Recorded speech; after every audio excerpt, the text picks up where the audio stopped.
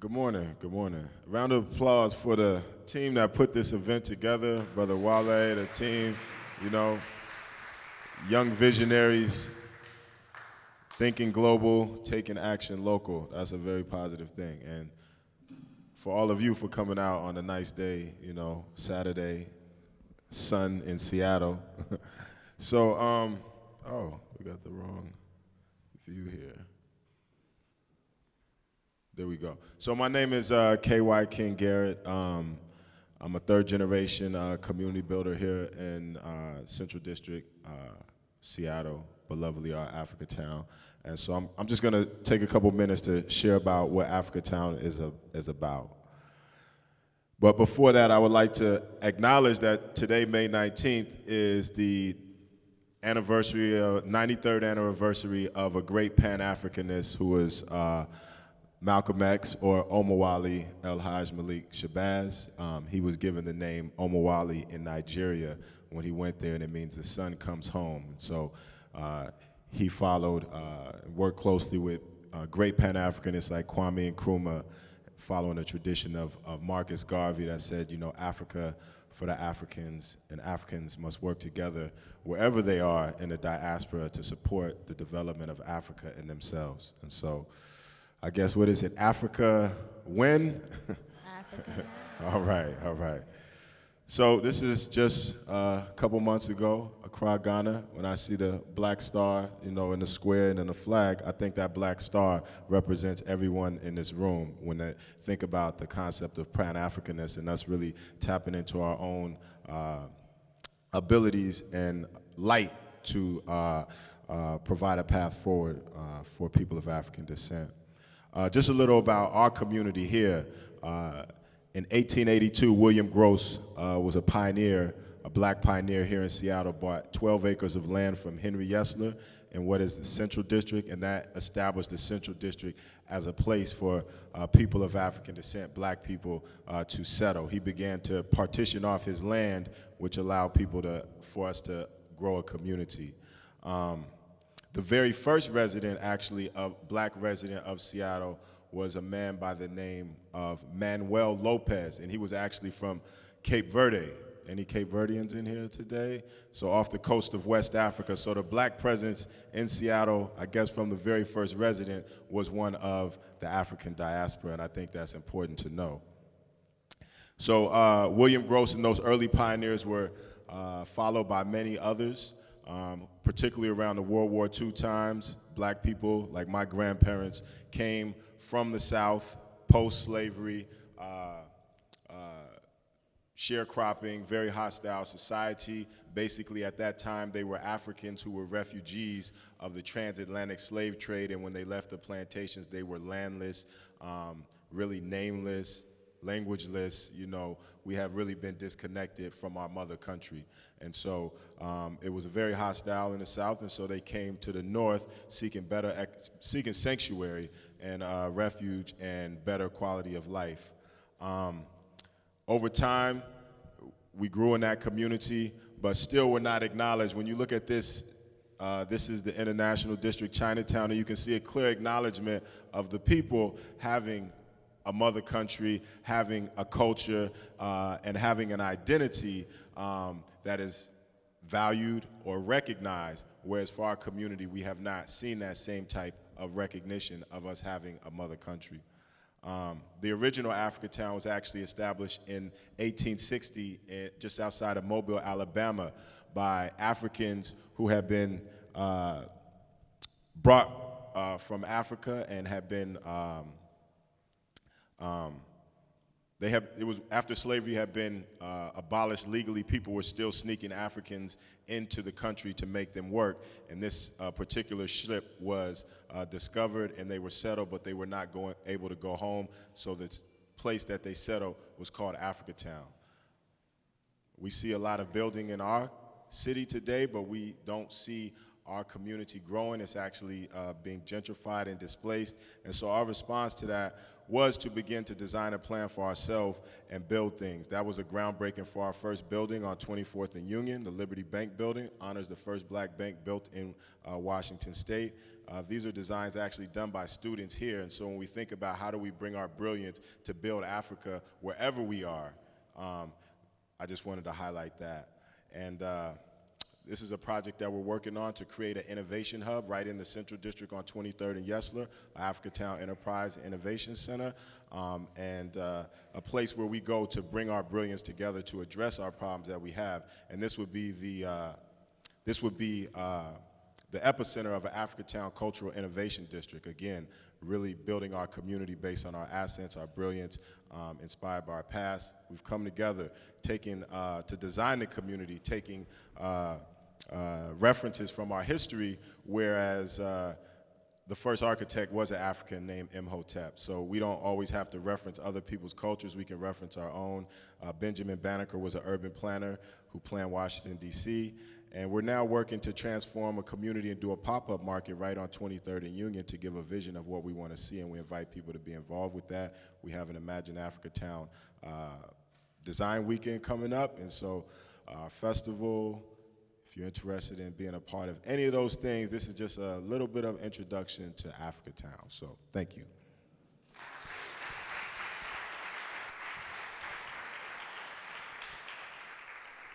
Yeah, thank you so much again for being here and for introducing yourselves.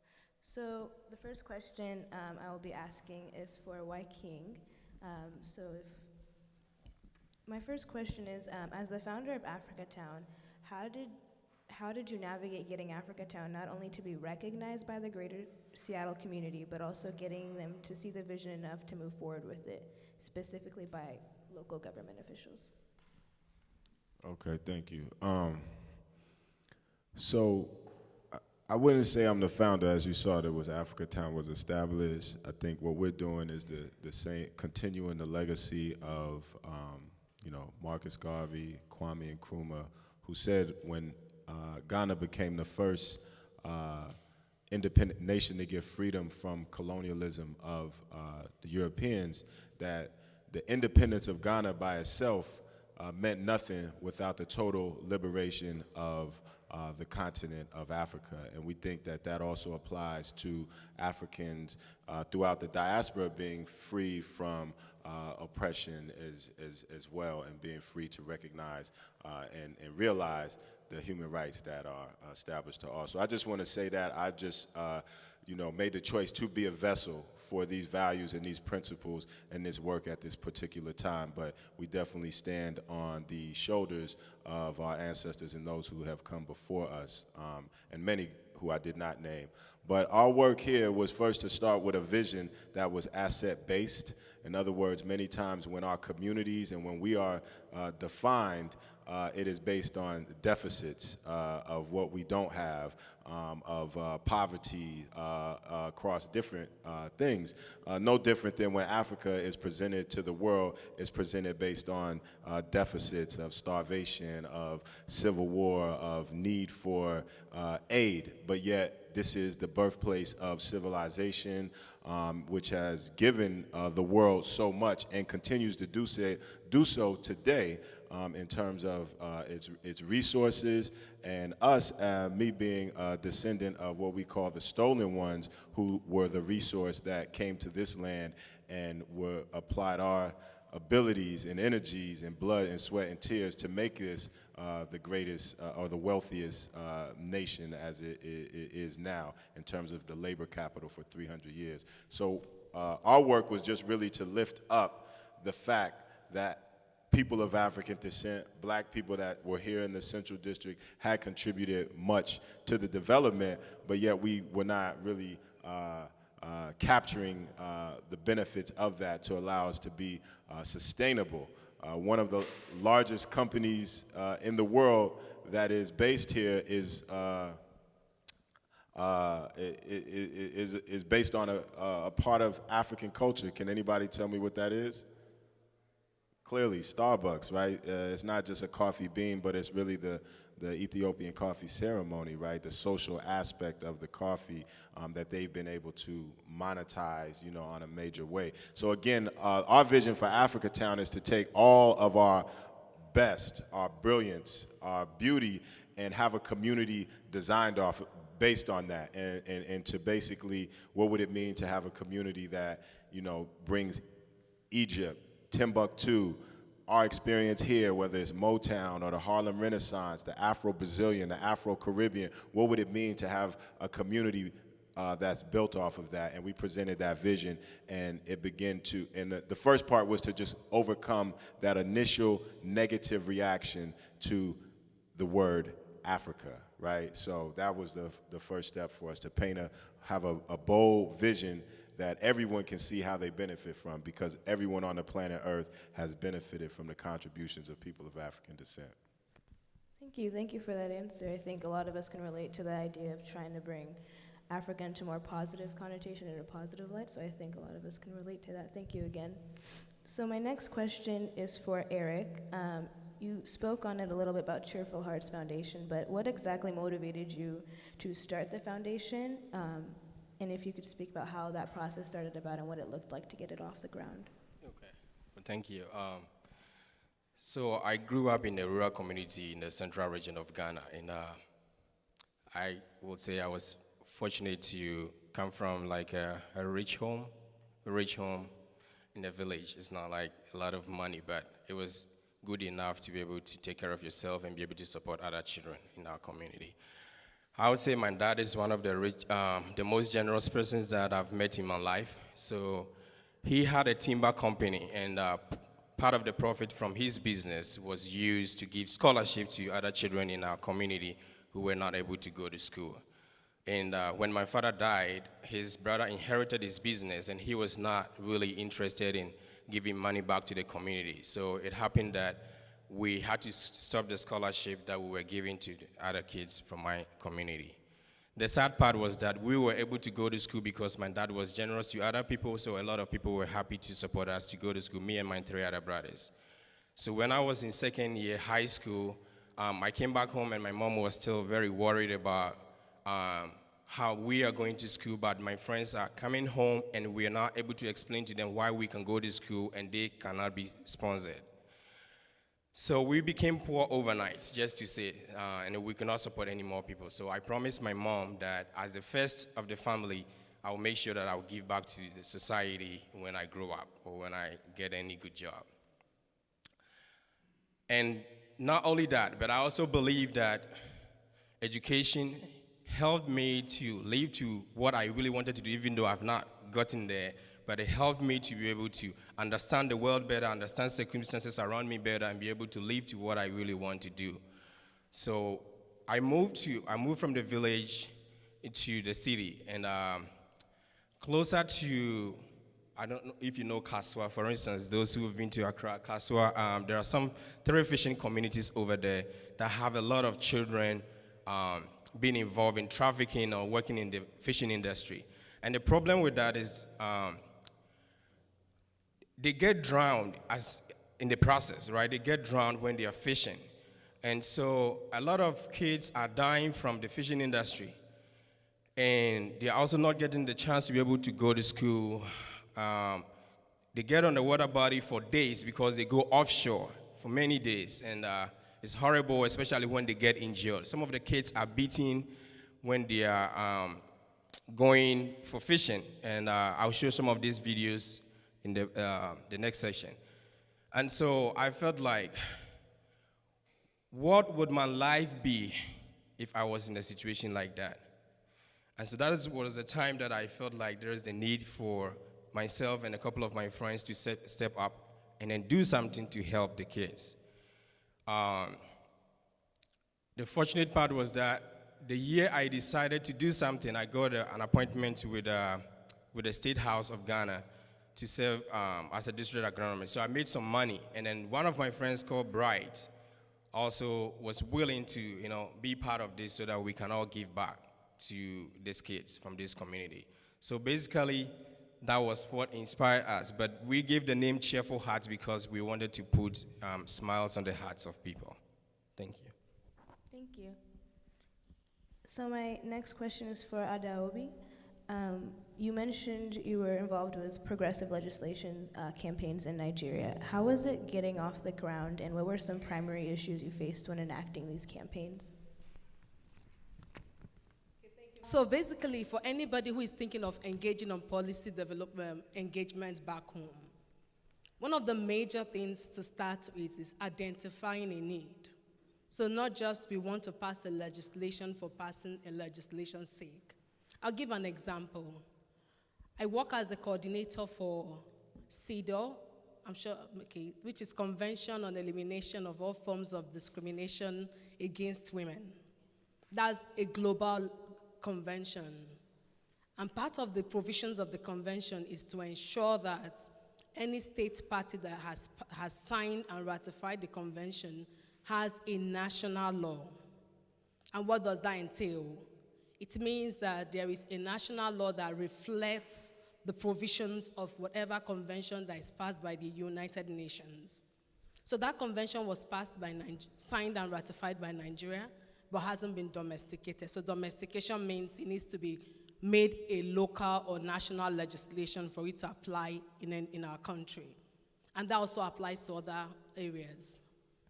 Starting on that legislation, for example, the first thing is to look at, so we just don't want to copy and paste. We want to be sure that we're looking through our local needs. So for example, women in the political appointments, are they able to get into positions? What are the things pulling them down?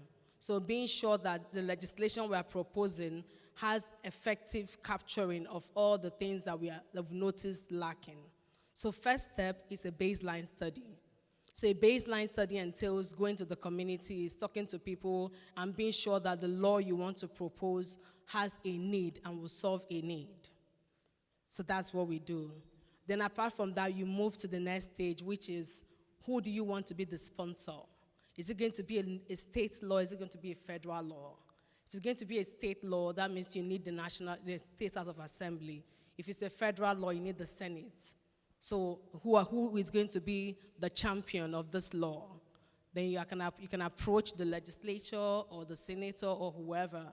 But in doing that, the beauty of it, and that I want everybody to take home, is making sure that the people who this law will affect most understand the bill itself before it becomes a law. And they support it and they are willing to move with it. I'll give you another example. On the domestic violence law, for example, several times we worked on cases of women who has gone through domestic violence at home. When they get to the police station, the police says, it's a family affair, go home and solve your problem. But because there wasn't any law, unlike what you have here in the United States where you have restraining order, there was no such law. So women would naturally just report and go home, and the cycle continues. So identifying that need and then speaking to women and being sure that they buy into the law and they understand why the law needs to be passed was a very important factor. Because it's one thing to have the law proposed and passed, it's another thing to have it implemented. And if people that are proposing the law for do not understand it, then there's a big problem. So now we have a law that says if a woman has gone through domestic violence and she gets to the police station, there is a duty on the police officer or anybody who is involved to get to court and get a restraining order for her. And that can be enforced. And that can only go through a law and not just a policy, for example. So in doing that, first thing, have a baseline. Talk to the people on ground. Be sure they buy in. Second thing, make sure that the bill or the law you're proposing is solving a problem. Third thing, identify an ambassador who will be the speaker, who is going to support this law. It mustn't be somebody who is well known, but somebody who can stand and speak and who can get buy-in of other people. Because you just don't need the legislature, you also need the people on ground to support the law. Fourth thing now, ensure that it's widely publicized so people get to know about it, and not just a bill, but the content and the solution it intends to solve. And that's how it progresses till we're able to get the bill passed.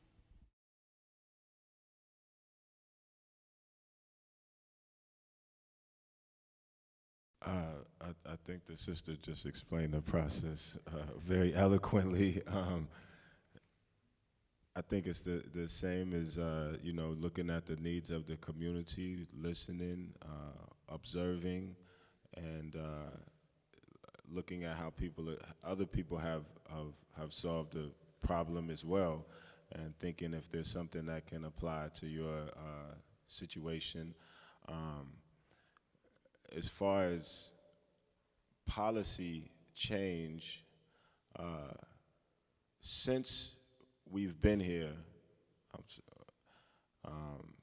and you know, freed from slavery, almost every major like federal policy has somewhat been related to, you know, especially when you're talking about urban policy and things, have been related to the, you know, kind of black issue, the issue of the Africans who were brought here and forced to work and then freed, but never, no reparations were paid. And so how do you compete in a capitalist environment when you don't have the benefit of your capital? So when you think about all of these various different policies, when it's for housing or war on crime, war on poverty, you know, urban renewal, all of these issues were to deal with the issue of African people's labor being taken for so long and then not having land and not being able to provide a sustainable community for themselves that meets the needs of them as, you know, as human beings on the planet. So a lot of times we analyze what is said to be to bring about a certain change and then identify that where it may be missing and bring forth the community that is most impacted by these decisions to have a voice in it and to be at the leading the policy. I think that whoever the policy is supposed to help or affect should be the voices shaping the policies, because they have to live with the effects. And, you know, we've had whole industries, you know, like nonprofit, you know, industry created on the backs of our kind of suffering, you know. And so, again, we should be at the forefront of that. I think it's no different than kind of the aid industry, you know, and all these people that are, you know, raising money and saying they're aiding the communities in places, but those communities are not really directing and saying what needs to happen. So I don't know if that answered your question, but she did before me.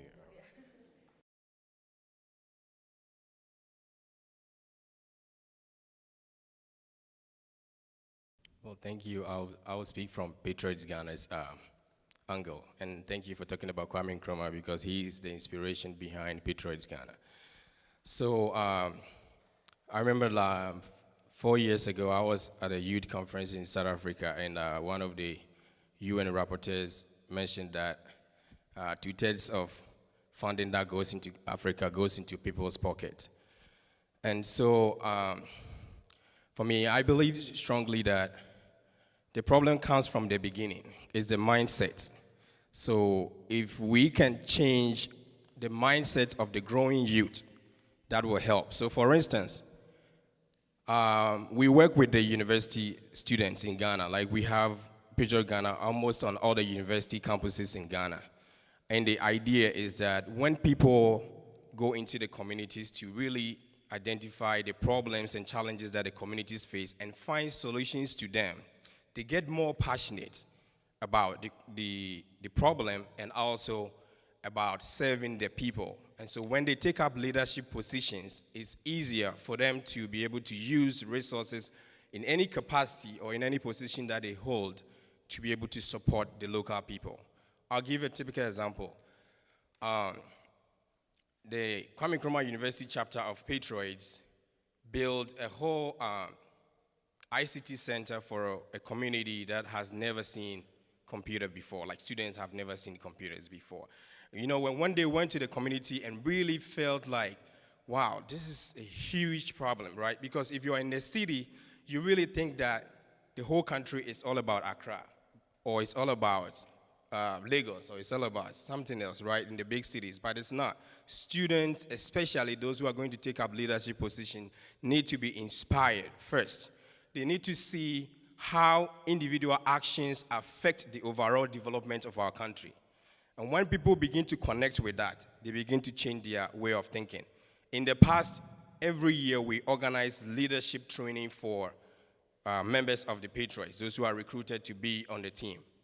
They go through, we take them out for about like 2 weeks. They stay on that campus, and we build on different scenarios on how bribery and corruption can affect all the way to the pregnant mother in that poor village, or all the way preventing. For instance, you're supposed to construct road, right? You've been given a contract to construct road.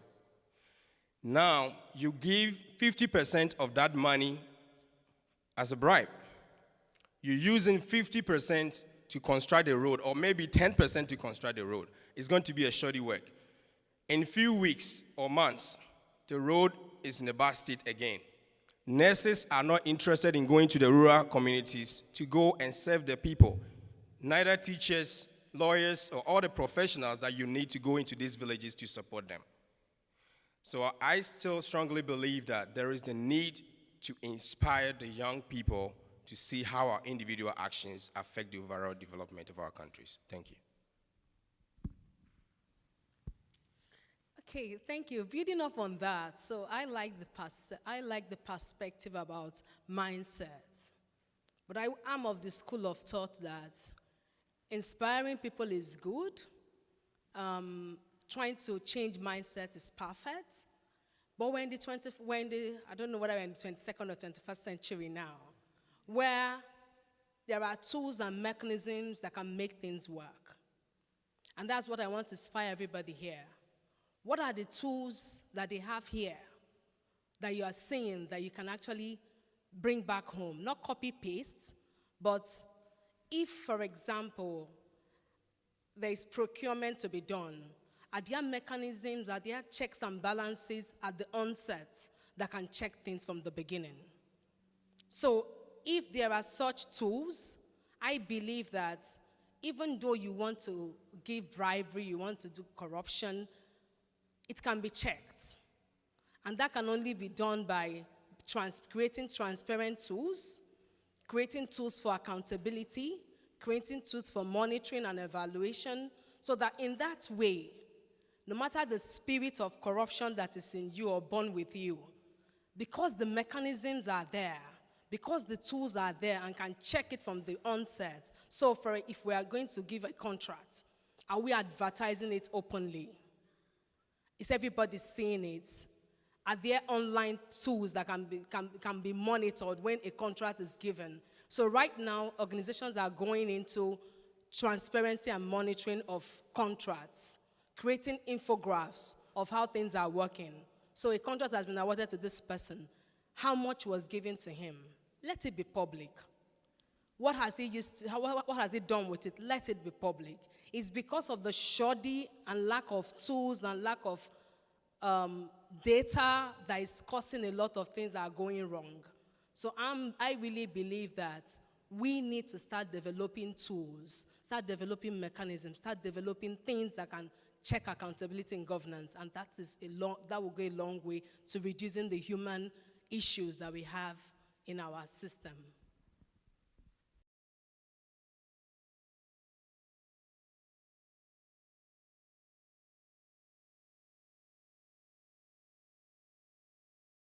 Well, I mean, we haven't overcome, we haven't got reparations yet, so we still at a deficit in the capital situation, and it'll always be there. They talk about wealth inequality continues to expand, and that's because, where things started, a maldistribution of the wealth and the benefits of capital being applied.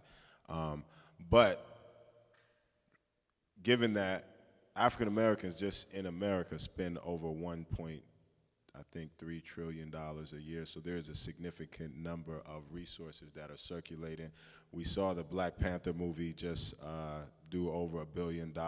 I'm not saying it was just people of African descent that went to see the movie, but from the looks of it, it was a large amount that went into that. And so I think it does go back to the mindset, in terms of what do you value, because how you spend money, how you allocate resources speaks to, what is most value to you. I think it's the Bible, it says, where a person puts their money, that's where their heart is at. So what we do is Start with a clear vision and then look at where are those resources existing. So one aspect of our work as it relates to any type of human service or anything like that is that there's already money being allocated to address these issues. And so for us, it's about reclaiming that which is in our name. And so we say nothing about us without us, right? And so that, you know, how do we bring those resources into our control so that they can be deployed in a way that brings about the desired effect? Because we've had funding year after year, billions of dollars, but we have not seen our conditions improve. Actually, we've seen them worsening, but we've seen organizations build great capacity. And so we challenge, our goal is to disrupt. You know, we hear about in the startup world, there's, you know, is goal to disrupt. So we're like, we need to disrupt the flow of, you know, resources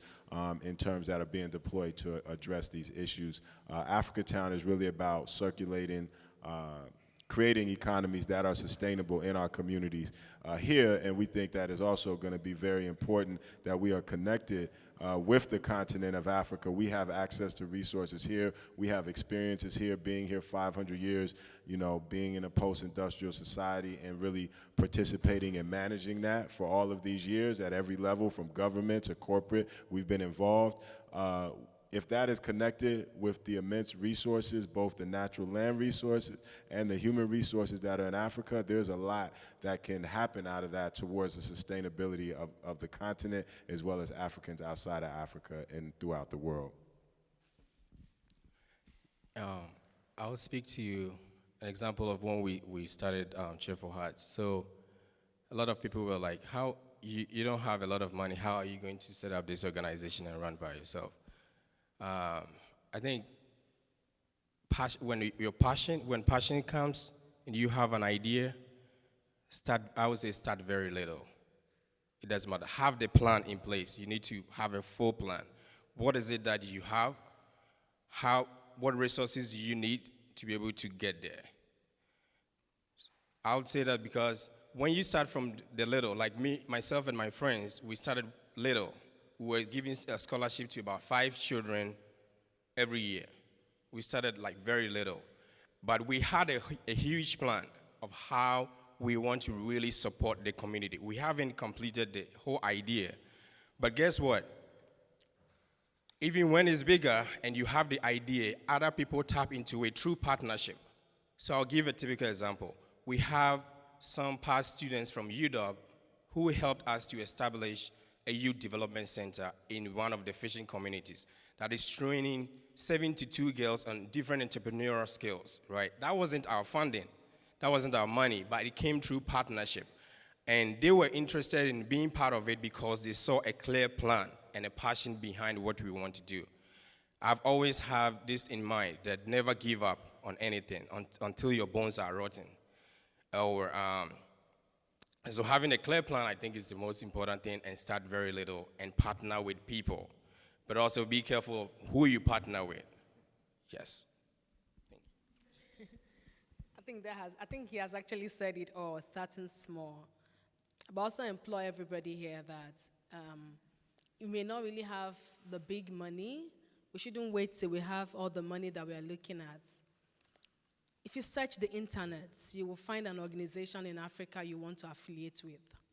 If you search the internet, you'll reach out to somebody whatever country in Africa. You can volunteer. Just ask them. There will be something for you to do for them. Volunteer on something with them. From here, you don't really need to even get there yet. Just start from there, and then you can grow. So I don't think it's ideal for us to wait till we have the mega money, because nobody ever gets it except we want to become Bill Gates.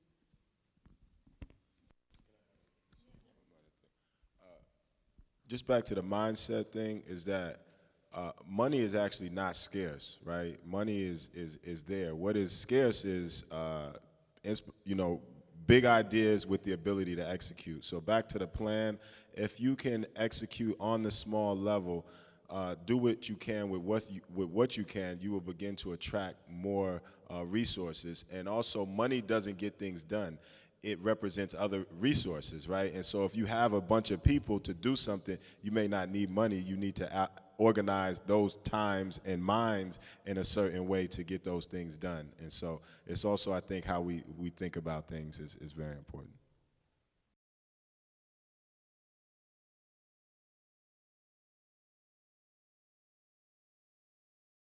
I would say you mentioned the internet, right? I would say reach out to folks, like take your time, go through the internet, look at an area that you're really passionate about, and identify one or two organizations that you feel connected with.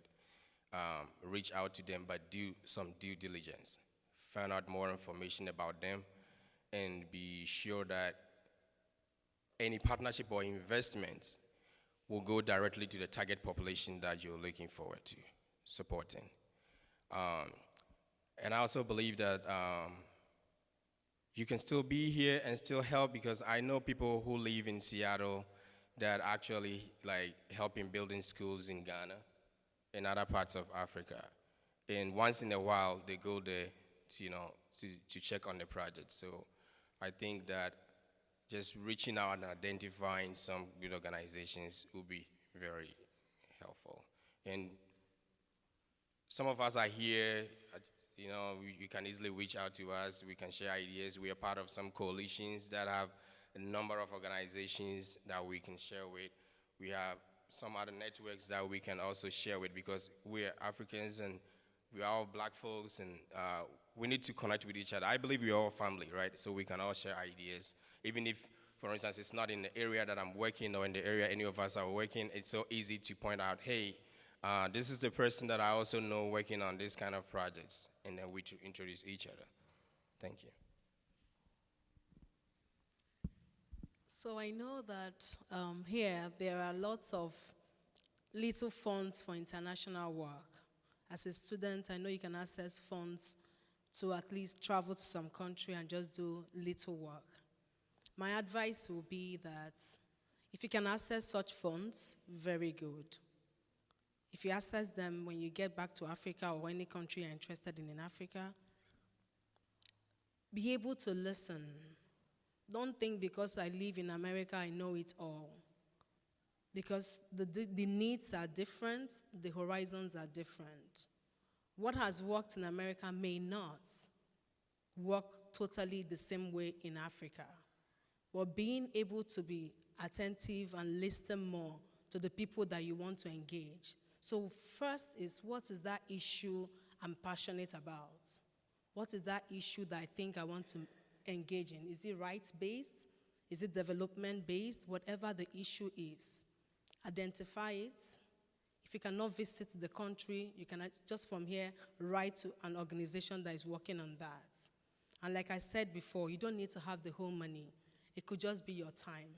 I'll give an example. In 2016, I had a guy who is American. He was in Columbia University at the point. He just wrote me off the internet and said he wanted to come to Nigeria. 21 years, never been to Africa, but got a little funding to just come and do his internship for 6 weeks. So we exchanged emails, then that was how he came. And maybe he was lucky that he got the right people, because you have to also make sure, like what he said, do a lot of due diligence. Jacob spent 6 weeks with me. He was interested in prison work. So within that 6 weeks, he didn't need to give us any money. But he lived his passion. He visited the prisons he wanted to visit. He documented the cases of persons with disability that he was interested in. And at the end of the day, he wrote an article, and he presented it when he got back to school. And that was how today he's working in Human Rights Watch, based on the work he had done in Africa. And he's always available now. Oh, Jacob, can you help me look at this op-ed?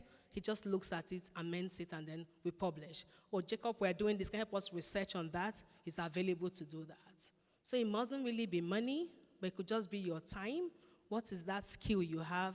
And from there, anytime Jacob has any need in Africa, I'm sure our doors will be very open to him. And that's what I implore every one of us to start from. Let's just start small, and I'm sure we'll get there.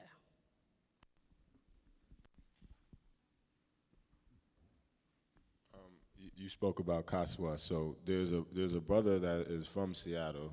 That my father, yeah, Akili, yeah. So Akili, my father took Akili to Ghana the first time. Then he went back and said, "I'm not coming back to the U.S. ever." So we are trying to connect. We are connecting to support the school there. I think again, the world has shrunk. Right, with the internet, you can just go on Facebook Live while you're here with someone there, and people can actually see what's going on. And so I think the distance that has to be bridged, the gap that has to be bridged is just in our minds in terms of what do we apply our thinking to? What are we learning this information? You're here in the university, what are you learning the information to do? And so making it just a natural part of life, that whether we're addressing a problem in the Central District or South Seattle or in Ghana or in Nigeria, it's just the way of life, of getting intellectual and physical and skills and resources to make the world a better place, and then figuring out how do you harness that. And I would say, we should have places in our community, and this is part of our work with Africatown, and you saw the innovation, the center, so that you can come to that place and easily plug in and talk to people, and there's a flow of ideas on a regular basis. When we think of Africatown, we think of a place where people of the African diaspora are coming in and out of all the time, whether it's doing business, whether it's coming for whatever reason, and there's this flow. And so I think that's a big part of how you can help just from the position that you are in, is getting connected with people that are also of like minds. And you never know today what you might be working on versus what you might be working on in 5 years. And removing the superficial boundaries that were drawn between us, and some of these countries, these boundaries go right between a tribe, is like, wow, so. Yeah, I wanted to say something really quick. Sometimes people paint Africa as like really deadly and all of that. Trust me, it's not the same. When you go to our beaches, you have a lot of white folks enjoying themselves and different people from different parts. I'm telling you, it is not true at all. In Ghana, let me give a typical example. You can't own a gun in Ghana. And that's why you can have all of these problems that we face here. And we just have to face the fact, right? People have been scared a lot about being like a scary place, people living on trees and all of that. Like, I don't know where all those things came from, but that is not true. So our organization, I don't know if you know about OMED's first Sankofa trip to Ghana. Like, they have a Sankofa study abroad to Ghana from UW, right? And they come to Ghana every time. They partner with our organization. And every time they come, people don't want to come back. So yes, you can find out. Office of Minority Affairs, you can find out. They've been partnering with us since 2011. And every time, people don't want to come back. And people come back all the time, year after year, to come back and do it. And one thing I would really want to say is that a lot of these international organizations or businesses here, what I've realized is that they want people who have also some kind of international experience. And while we are thinking about ways to go back and help, I also think that going to Africa and also doing something to help helps to put you also at a better advantage in most of the jobs here, and I've seen that. So I will encourage you to think of that side as well, so that we can also have most of our brothers and sisters taking up big positions, and they can give back the more to the continent. Thank you.